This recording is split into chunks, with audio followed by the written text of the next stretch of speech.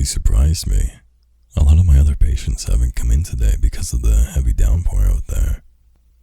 Yes, of course, that was always an option. I don't recommend missing out on appointments, but if it ever feels unsafe to travel here, we can always do phone call appointments instead. You must have something you'd like to get off your chest today. So, sit down, make yourself comfortable, and as per usual, I want you to know you're safe here with me. Whatever you're comfortable sharing stays in this room between us. Do you understand? Do you feel safe and comfortable in this environment? If you'd like me to make any changes, I'm happy to do so. This is for you. Now, are you all set and comfortable? Yes? Okay, perfect. Now, what would you like to talk about today? Or would you like to resume what we were talking about last time? Okay, last time it is then. How have things been going with you and your boyfriend? Good. Has any new developments happened since last we spoke? I see. 2 fights in the past week.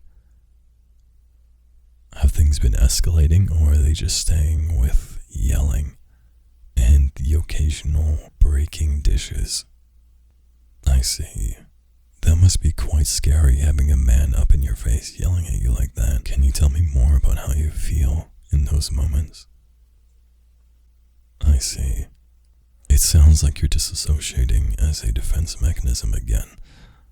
That will often happen in victims of abuse or high stressful situations where your brain just cannot handle it and it just turns off. So, tell me about your plans and how they're coming along for getting out of this situation. Yes. I see. Well, the studies show that once you've laid a hand on your partner, things are more likely to escalate higher and higher until one is severely injured. And my recommendation, since he is refusing to get any sort of professional mental help or therapy, anything of that sort, is to find somewhere else to move in, because we can still do these appointments over the phone. So you have no worries. I care about my patients, and I will be here until you find someone who is better suited for you, wherever you may go. Oh, I'm sorry. Did I say something to upset you? You look like you're about to cry. Is that why you feel sad? There are many capable therapists out there. You don't have to feel like I'm the only match for you. You don't have to feel like I'm the only one that's going to be able to help you. I know a lot of them myself, and I can even give them recommendations to take you on. No? Why do you feel that way? Oh. Well, I have to tell you that ethically I cannot reciprocate those feelings towards you. Why have you never brought this up before?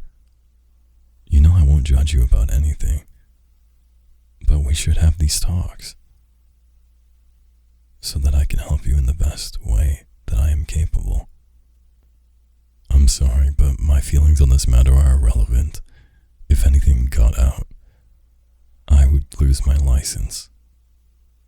Now, let's go back to what we were talking about before. I want to continue talking about your partner and what we could do to make the situation more bearable. Yes, I acknowledge what your feelings mean to you and that you have said them to me. I hear you, and I do not have an adequate response to what you've said to me today. Even if I felt the same way, there is no possible way that we would be able to keep it a secret. there wouldn't be a lot of therapy noises coming from here, to say the least. No, that wasn't an invitation. That was merely a bad attempt at humor. I apologize. Maybe we should cut our session early here for today and pick up again next week, and you can text me if any developments happen and you need immediate support. I will be there, but I don't quite know how to continue right now. Well, now we should get up and say our byes for today. I know it was short-lived, but why are you looking at me like that? What the beans are you doing? That is very inappropriate. You can't just do that. You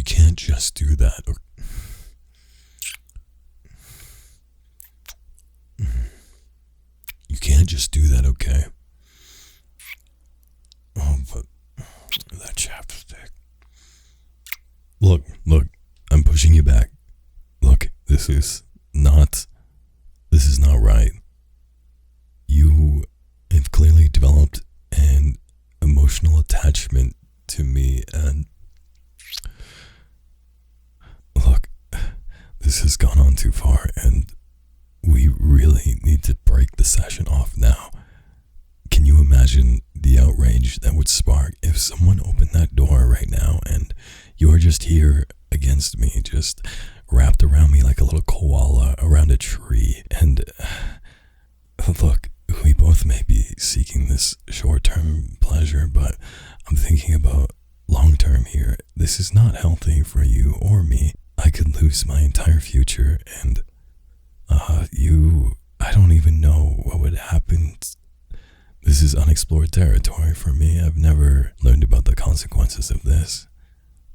I'm just trying to distract you with lots of talking and calming you down.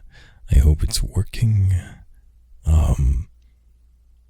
Okay, so clearly you don't want to end the session. We can sit back down. No, don't sit on my lap. This is gonna look so bad.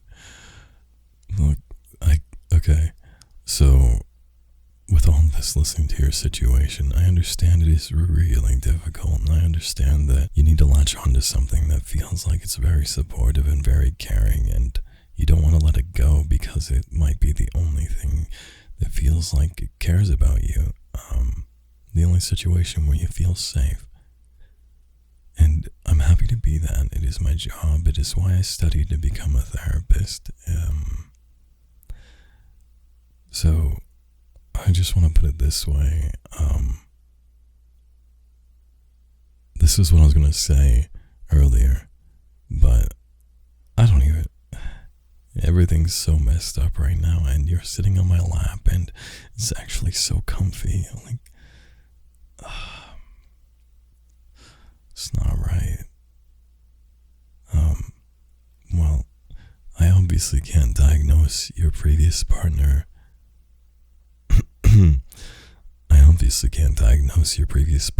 But it sounds like they exhibited narcissistic, maybe even borderline traits.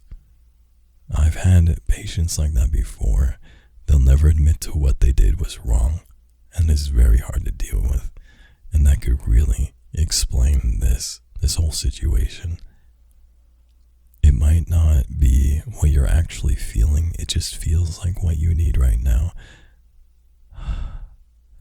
It's very tense, and this tension we have between us right now. Oh no, don't lean in for another one. I don't know what to do. This is so wrong. I'm gonna get fired.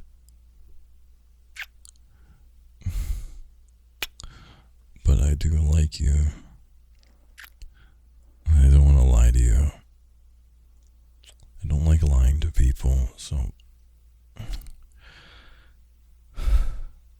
there's that. I hope that gives you at least some comfort, but we really must stop. This is going to be so damaging to my career.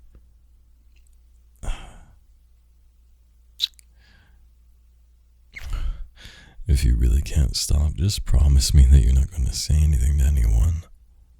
And we gotta start meeting outside of this place if this is going to happen like this. I'm willing to help you escape from your boyfriend, but it would have to be a very complete secret that you would stay with me. Okay?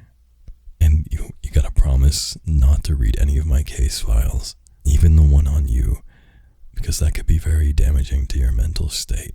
And I just want to help you.